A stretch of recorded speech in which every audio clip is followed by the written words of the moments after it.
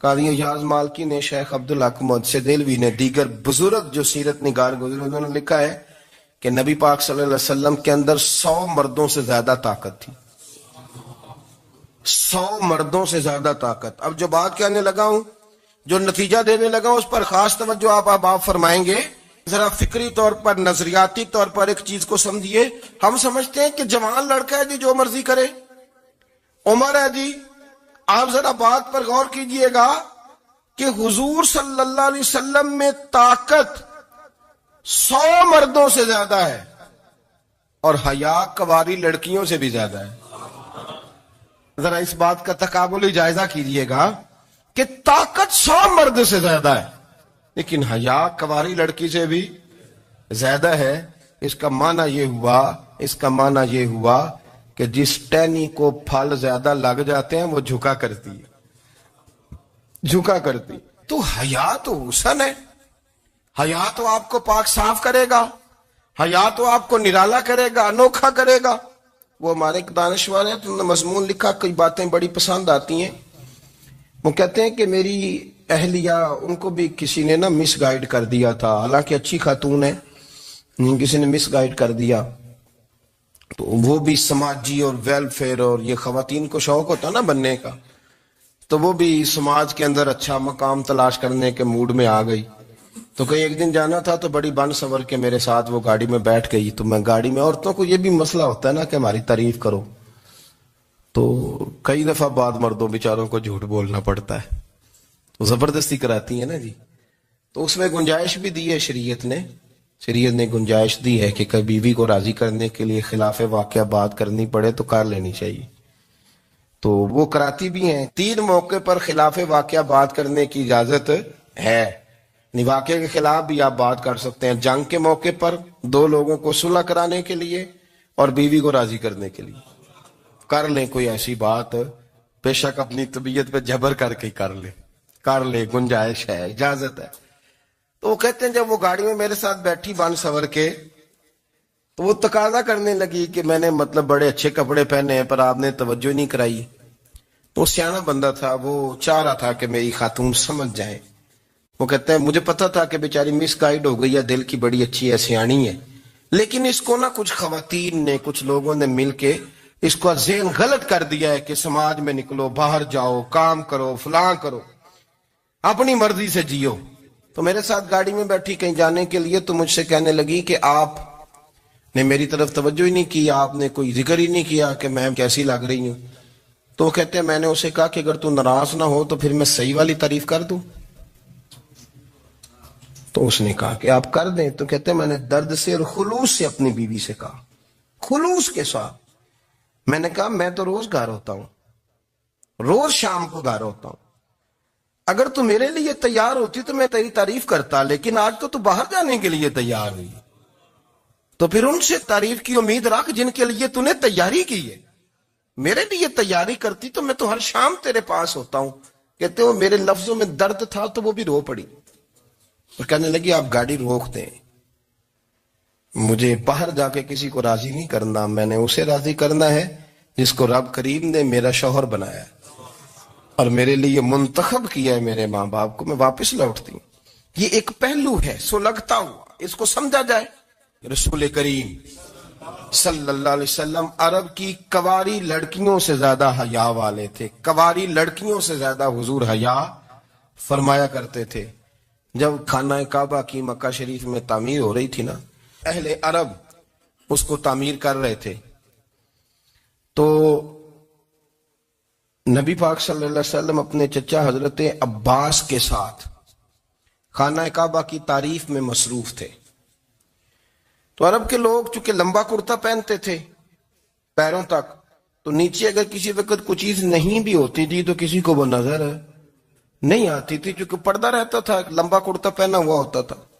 تو جب بچے، سرکار کی عمر مبارک بھی ابھی تھوڑی تھی، تو اس طرح بچے جب نکلتے تو وہ کئی دفعہ اپنی تہمت اتار دیتے نیچے سے، اور کوئی مزدوری کرنے لگتے تو 3-4 طے کر کے تہمت کی کندھے پہ رکھ لیتے. جس طرح کبھی دیہاتوں میں لوگ کپڑا سر پہ رکھتے تھے کہ اوپر اگر کوئی وزنی چیز رکھیں گے تو وہ تکلیف نہیں دے گی.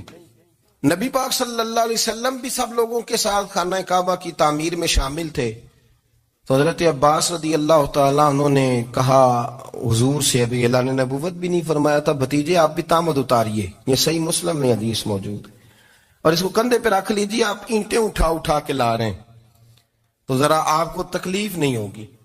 تو سرکار دو عالم صلی اللہ علیہ وسلم سے یہ بات کہی اور پھر جلدی سے حضور کی تہمت کو نکال کے نا، حالانکہ لمبا کرتا پہنا ہوا ہے، تو وہ جیسے ہی ان کے کندھے پہ رکھا اینٹیں رکھنے کے لیے تو سرکار تو زمین پہ گر گئے، بے ہوش ہو گئے، آنکھیں آسمان کی طرف. اور پھر حضور پکار رہے ہیں آزاری آزاری آزاری، میرا تامت دے دو، میرا تامت دے دو. کبھی کوئی شخص اس وجہ سے بھی بے ہوش ہوا ہے کہ میرے وجود سے کپڑا اتر گیا ہے؟ حالانکہ سرکار پر وہ بے ہوشی بھی نبی پاک کا وہ جو غلبہ ہے نا شرم و حیا کا، اس کی وجہ سے ہوئی. ورنہ تو حضور فرماتے ہیں کہ میری آنکھیں سو جاتی ہیں، دل تو میرا اس عالم میں بھی جاگتا رہتا ہے. تو سرکار زمین پہ تشریف لے آئے، آنکھیں میرا تامت دے دو، میرا تامت دے دو. تو جلدی سے انہوں نے تامت دیا تو حضور نے باندھ لیا. پھر طبیعت مبارک میں تسلی ہوئی. یعنی ہم اس رسول کے غلام ہیں کہ جن کے تو وجود سے کپڑا اتر جائے تو حضور برداشت نہیں کرتے، قبول نہیں فرماتے، تکلیف شروع ہو جاتی. لیکن یہاں نوجوان ہیں اور بڑا قد کاٹ ہے اور بڑے بڑے سمجھدار لوگ ہیں، گرمی آتی ہیں تو شارٹ کپڑے پہن کے گھومتے ہیں. ان کو خیال نہیں کہ یہ وہ والا لباس ہے جو باہر تو کیا گھر میں اماں کے سامنے نہیں پہننا چاہیے، بہنوں اور بیٹیوں کے سامنے نہیں پہننا چاہیے. آپ کی گفتگو میں شرم و حیا ہو، آپ کے لب و لہجے کے اندر حسن ہو. آپ کو پتہ ہے نبی پاک صلی اللہ علیہ وسلم نے فرمایا میری امت میں سب سے زیادہ حیا کرنے والے عثمان غنی ہیں. عثمان غنی سب سے زیادہ حیا کرنے والے. آپ فرمایا کرتے تھے جب سے حضور کا چہرہ دیکھا ہے میں نے کبھی اپنی شرمگاہ بھی نہیں دیکھی، میں نے آنکھوں کا وضو نہیں توڑا، اور جب سے حضور کے دست مبارک میں میں نے بیعت کے لیے سیدھا ہاتھ بڑھایا تو پھر سیدھا ہاتھ میں نے کبھی گندگی کو نہیں لگایا. حیات. آپ باتھ روم کے اندر بھی غسل فرماتے تھے تو کپڑوں سمیت کرتے تھے. کسی نے کہا حضرت جی واش روم کے اندر کیوں نہیں کپڑے اتارتے؟ آپ فرمانے لگے باہر بندوں سے حیا کرتا ہوں، اندر جاتا ہوں تو رب سے حیا آنی شروع ہو جائے، وہ تو دیکھ رہا ہے نا. تو میں جو بات آپ کی خدمت میں عرض کرنا چاہتا ہوں اس کو آپ سمجھیے گا میرے عزیز، کہ شرم والا مزاج، گفتگو بھی شرم والی، آنکھیں بھی شرم والی، لباس بھی شرم والا، دوستی یاری بھی شرم والی، بہت ساری ایسی باتیں. دیکھیں نا آپ ذرا، میں نے کہا کہ باتوں کو سن کے گزر نہ جایا کریں، اس کی گہرائی پر غور کریں. حضور علم کا سمندر ہے، سرکار سے زیادہ علم دنیا میں کسی کے پاس موجود نہیں ہے، اور صحابہ کو موقع ملا ہوا ہے اس سمندر سے فیض لینے کا. لیکن ان کی حالت یہ ہے کہ حضرت علی المرتضیٰ فرماتے ہیں 14 دن گزر جاتے، حضور سے کوئی سوال پوچھنا ہوتا تھا پر میں شرم کے بارے نہیں پوچھ پاتا تھا. 14 دن بخاری شریف میں موجود ہے. ایک دن نبی پاک صلی اللہ علیہ وسلم نے پوچھا صحابہ سے کہ وہ کون سا درخت ہے جس کے پتے نہیں گرتے، اور وہ درخت اس طرح ہے جس طرح مومن ہوتا ہے، وہ درخت میرے مومن کی طرح بتاؤ. حضرت عبداللہ ابن عمر فرماتے مجھے پتا تھا کہ وہ کھجور کا درخت ہے، لیکن چونکہ ابو بکر صدیق بھی بیٹھے ہیں، عمر فاروق بھی بیٹھے ہیں، مولا علی بھی بیٹھے ہیں، عثمان غنی بھی بیٹھے ہیں، اتنے جید لوگ بیٹھے ہیں، تو مجھے حیا آتی تھی کہ میں کیوں جواب دوں. کہتے ہیں سرکار نے کئی دفعہ پوچھا، لوگوں نے کئی اور درخت بتائے پر فرمایا تمہارا جواب درست نہیں ہے. آپ حیا کے اس پہلو پر غور کریں کہ سوال کا جواب آتا ہے، سوال کا جواب، یعنی مجھے سوال کا جواب آتا اور پھر میں دوں نہ، مجھے بدعزمی نہ ہو جائے گی. یہ کیسے ممکن ہے کہ میری رات گزر جائے، مجھے پتا بھی تھا اور میں نے بتایا نہیں. بہت سارے لوگ آ کے بہت ساری باتیں بتاتے ہیں، بہت ساری باتیں وہ سمجھاتے ہیں، تو ہم غور سے ان کا چہرہ دیکھنے لگ جاتے ہیں، کہتے ہیں یار اس کا تو دعویٰ تھا کہ میں سمجھنے آتا ہوں، تو یہ تو ہمیں سمجھا رہا ہے، چلو الحمدللہ ہم سمجھنے کو تیار ہیں. لیکن میرے عزیز پتہ بھی ہے جواب کا، علم بھی ہے، لیکن فرماتے ہیں میری حیا نے مجھے اجازت نہ دی کہ میں جواب دوں. آپ فرماتے ہیں پھر حضور سے صحابہ نے عرض کی کہ یا رسول اللہ آپ ہی بتا دیں وہ درخت کون سا ہے. تو حضور نے فرمایا بھئی وہ کھجور کا درخت ہے. تو آپ فرماتے ہیں میں دل ہی دل میں کہہ رہا تھا کہ الحمدللہ میرا جواب درست ہے. حالانکہ میں نے جواب دیا ہی نہیں. تو لفظوں میں حیا، جملوں میں حیا، آنکھوں میں حیا، اٹھنے میں حیا، بیٹھنے میں حیا، چلنے میں حیا ایک خوبصورت حسن ہے. اور نبی پاک صلی اللہ علیہ وسلم نے فرمایا جب تو بے حیا ہو جائے نا پھر تو آزاد ہے، پھر تو جو مرضی کا، پھر تو جو. اس لیے بزرگ جب کسی کو بے حیا کہتے تھے نا، اللہ اکبر، اور جب کسی کو کہتے تھے نا یہ بے حیا ہے تو لوگ سمجھتے تھے کہ ہلکی سی بات کر دی ہے، لیکن ان کا معنی یہ ہوتا تھا کہ بس بھائی اب اس کے ساتھ کوئی کلام کرنے کی ضرورت ہے، اس کو اب اصلاح کی ضرورت نہیں، یہ بے حیا ہے. کیا معنی؟ کہ اب یہ جو اس کے دل میں آئے گا وہ کرے گا، جو اس کی طبیعت چاہے گی وہ کرے گا، اب یہ کسی پہلو بھی قابو آنے کو تیار ہے. بے حیا ہو گیا. بے حیائی بہت بڑا عیب ہے. اور جو لوگ کہتے ہیں کہ ہمیں بالکل آزادی ہونی چاہیے، ہمارا اپنا جسم ہے تو ہماری اپنی مرضی چلے گی. ایک وزیر صاحب ہیں، پتہ نہیں میں ان کو جانتا تو نہیں، انہوں نے سینٹ میں تقریر کی ہے، میں نے ان کی بات سنی ہے. اس نے کہا نہیں بھائی، جسم رب کا ہے تو مرضی بھی تو رب کریم کی چلے گی، اور مرضی بھی اللہ کی. یہ مجھے تھوڑا سا مسئلہ ہے جسم پر، کبھی کبھی مجھے کثرت سفر سے الرجی ہو جاتی ہے. میرے ساتھ لوگ نا دل سے پیار کرتے ہیں. شاید ہی کوئی اچھا ڈاکٹر ہو جس تک میرے سنگی مجھے لے کے نہ گئے ہو، پر جسم اللہ کا ہے نا، مرضی بھی جب وہ چاہے گا صحت دے گا. کیوں کچے کاموں میں لوگ پڑ گئے، کیوں غلط لوگ سوچ میں پڑ جاتے ہیں؟ یہ اسی کا ہے. اور جب وہ چاہے گا، آپ اس بات کو اچھے طریقے سے سمجھ لیں کہ جو اپنی مرضی چوکوں چوراہوں میں کر رہے ہوتے ہیں نا، جو مرضی گند مند، وہ جانور ہوتے ہیں. وہ جانور ہوتے ہیں جو نہ چوک دیکھتے ہیں، نہ گلی دیکھتے ہیں، نہ انہیں پتہ ہوتا ہے کہ جگہ کون سی ہے. وہ انسان، میں نے کہہ دیا جو میں نے کہنا تھا، میں نے کہہ دیا. وہ جانور ہوتے ہیں. اور جو کچھ انسان ہوتے ہیں نا، ان کے اندر کچھ نہ کچھ پھر شرم حیا بھی ہوتی ہے. وہ چوکوں چوراہوں میں وہ حرکتیں اور وہ کام نہیں کرتے جو جانور کرتے ہیں. ان کے لیے بڑے پردے ہوتے ہیں، ان کے لیے بڑی باتیں ہوتی ہے، ان کے لیے بڑا کچھ ہوتا ہے. جو بالکل آزاد ہو جائے، کوئی پتہ نہ ہو کس وقت کیا کہنا ہے کیا کرنا ہے، تو پھر وہ دائرہ انسانیت سے خارج ہو جاتا ہے. ہم آپ کو کیا دعوت دیں؟ آپ تو وہ باتیں کر رہے ہیں جو اسلام کا انسانیت کے حق میں بھی ٹھیک نہیں. آپ تو وہ والی باتیں کر رہے ہیں جن کا انسانیت بھی تقاضا نہیں کرتی کہ یہ باتیں ہونی چاہیے. لیکن ایک بات، میں تو جذباتی نہیں ہوتا، میں بڑے غور سے چیزوں کو دیکھتا ہوں، سنتا ہوں. اور نہ میں ان موسمی مینڈکوں کی، وہ مجھے رات ایک صاحب کہنے لگے جی بڑے بڑے مولوی ایک بندے کے ساتھ بیٹھے ہوئے ہوتے تھے اور وہ روزے میں بڑے بڑے درس دیتا تھا تو وہ بھی فلانی حرکتیں کر رہا ہے. تو میں نے کہا ہم نے تو پرانا کہا تھا کہ موسمی مینڈک ہے، تو پرانے کہہ رہے ہیں کہ اداکار ہے. تو وہ جہاں کاسٹ کریں گے وہاں وہ اداکاری کرے گا. آپ کسی مذہبی جگہ کر لیں تو وہاں کر لے گا، کہیں اور جگہ کریں گے تو ہم تو پرانا کہہ رہے ہیں. تو کسی کو کبھی سمجھ آتی ہے تو کسی کو کبھی اور جگہ جا کے سمجھ آتی ہے. ہم ان لوگوں سے پریشان نہیں ہوتے. کیوں؟ سن لیں، کوئی مایوسی نہیں. ان کے اندر جتنا زور ہے وہ لگائیں. یہ ملک بنا ہے رسول اللہ کے نام پہ، یہ اللہ نے تحفہ دیا ہے امت مسلمہ کو. یہ نبی پاک کے نام پہ بنا ہے تو یہاں جھنڈا بھی وہی والا بلند ہونا ہے جو مدینے والے رسول کا جھنڈا ہے، اور یہاں وہی کام چلے گا جو نبی پاک نے بیان فرمایا. تو اس طرح کئی لوگ آتے ہیں، وہ شور شار کرتے ہیں، چلے جاتے ہیں. اتنے نہ پریشان ہوا کریں. بہت سارے لوگ تو بیچارے اس قابل بھی نہیں ہے کہ ان کا نام لیا جائے. مطلب اتنا ہم ان کو اہمیت دے دیں، ان کا ذکر کریں، ان کا نام لیں، ان کی بات کریں، وہ بیچارے اس قابل ہی نہیں ہے. مطلب سٹیٹس ہی نہیں ہے ہمارا. اتنے فارغ ہیں ہم کہ اب جو بندہ آئے گا کہانی چھیڑے گا تو ہم چھیڑ جائیں گے. اور بھائی اللہ کا فضل ہے الحمدللہ تعالی، لوگوں نے بڑا شور کیا اور بڑے زمانے سے دنیا شور کر رہی ہے، پر اللہ کے گھر مسجدیں بھری ہوئی ہیں.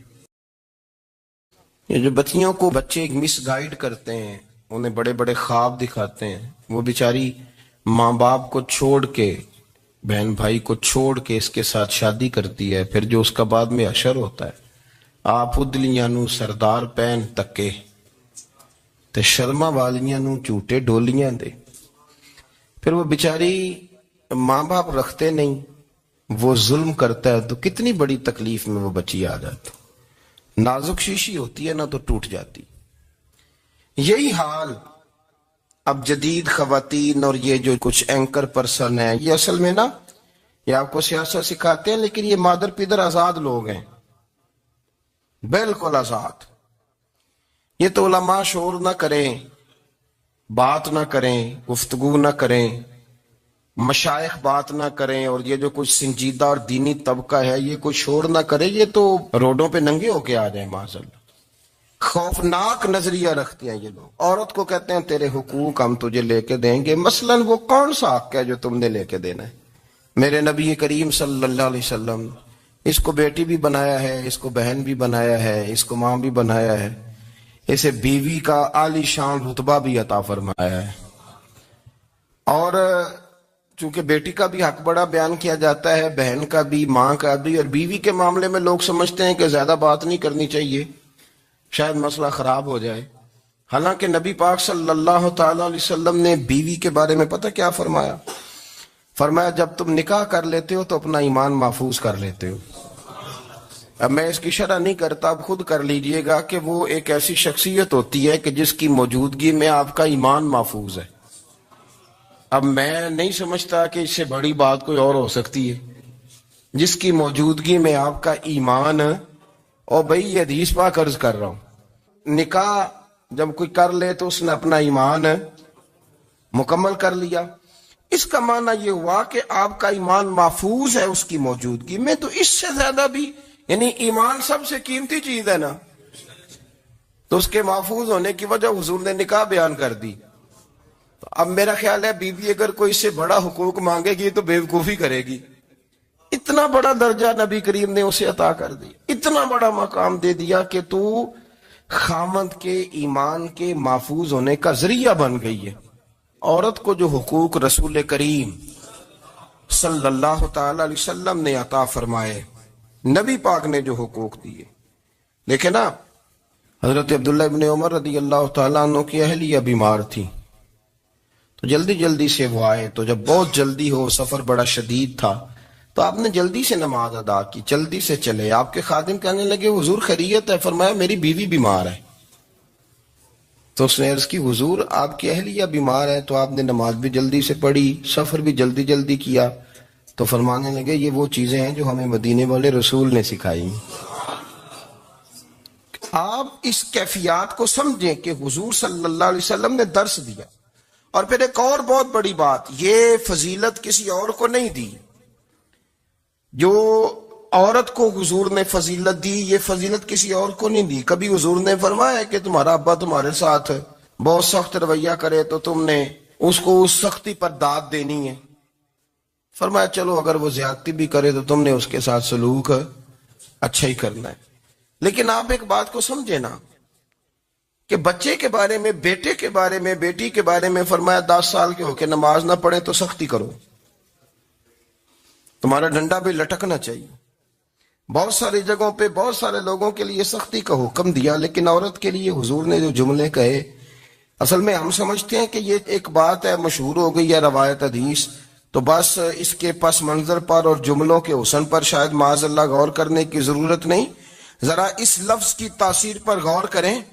حضور نے فرمایا عورت ٹیڑھی پسلی سے پیدا کی گئی ہے، یہ ٹیڑھی ہے، کو سیدھا کرنے کی کوشش کرو گے تو ٹوٹ جائے گی۔ تو حضور پھر ہمارے لیے حکم کیا ہے؟ فرمایا جیسی ہے تم اسی کے ساتھ نبھا کرو۔ آپ سمجھیں کہ اتنا محفوظ حضور نے درجہ دے دیا بی بی کو، اتنا محفوظ کہ فرمایا غلطی بھی ہو تو میرے غلاموں تم اس کے ساتھ نبھا کرو، گزارا کر لو۔ کو کیا اور حق چاہیے عورت کو، جس کو اس کی غلطیوں سمیت نبی پاک نے قبول کرنے کا حکم دے دی کہ اس کی کمزوریوں سمیت قبول کر لو۔ اب اس کو اور کیا کوئی کمزوریوں سمیت قبول کرتا ہے؟ کبھی آپ دکان پہ بیٹھے ہو تو آپ کہیں بھی اس میں یہ بھی غلطی، میرے مال میں یہ بھی کمزوری ہے، یہ بھی کمزوری ہے، یہ بھی کمزوری ہے، تو کر لے قبول۔ کرتا ہے کوئی؟ کوئی شخص ایسا ہو جو کسی چیز کی کمزوریاں بیان کر کے کہ اسے قبول کرو؟ پر رسول کریم صلی اللہ تعالی علیہ وسلم نے نا ہمیں سبق دیا، حضور نے ہمیں درس دیا، نبی پاک نے ہمیں پیغام دیا۔ فرمایا یہ ٹیڑھی ہے، سیدھی کرنے کی کوشش کرو گے تو بیچاری ٹوٹ جائے گی، تو اس کے ساتھ نبھا کر جاؤ۔ آپ میری بات کو سمجھیے گا۔ چلے میں اس پر ایک اور بخاری مسلم کی حدیث پڑھتا ہوں۔ حضرت سلمان فارسی رضی اللہ تعالیٰ عنہ اور حضرت ابو دردہ کے درمیان بھائی چارہ تھا۔ مکے سے مدینے جب لوگ آئے تو حضور نے بھائی بھائی بنایا تھا، ان کے درمیان بھائی چارہ تھا، تو ابھی پردے کی آیات نازل نہیں ہوئی تھیں تو لوگ ایک دوسرے کی طرف جاتے تھے۔ حضرت سلمان فارسی رضی اللہ تعالیٰ عنہ حضرت ابو دردہ رضی اللہ تعالیٰ عنہ کے گھر میں تشریف لے گئے تو دیکھا کہ ان کی بیوی بڑی غمگین بیٹھی ہیں۔ تو ہم نے فرمایا بہن کیا ہوا؟ تو کہنے لگی تمہارے بھائی کو دلچسپی کوئی نہیں رہی، ہر روز روزہ رکھ لیتا ہے اور ساری ساری رات نفل پڑھتا ہے۔ حضرت سلمان فارسی کہنے لگے ٹھیک ہے کر لیتے